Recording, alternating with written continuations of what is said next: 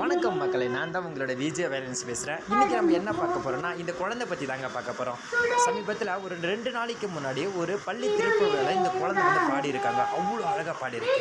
ஆனால் பின்னாடி பேக்ரவுண்ட் எதுவும் இல்லாமல் இவ்வளோ அழகாக பாடியிருக்காங்க. ஆனால் இந்த பொண்ணுக்கு வந்து நல்ல எதிர்காலம் அமையும்னு சொல்லிட்டு நான் நினைக்கிறேங்க.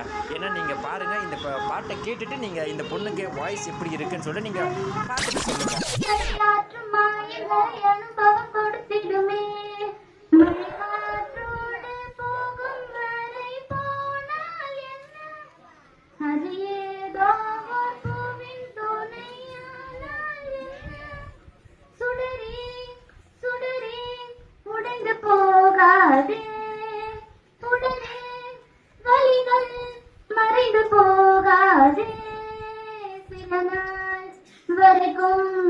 அது சீண்டாதே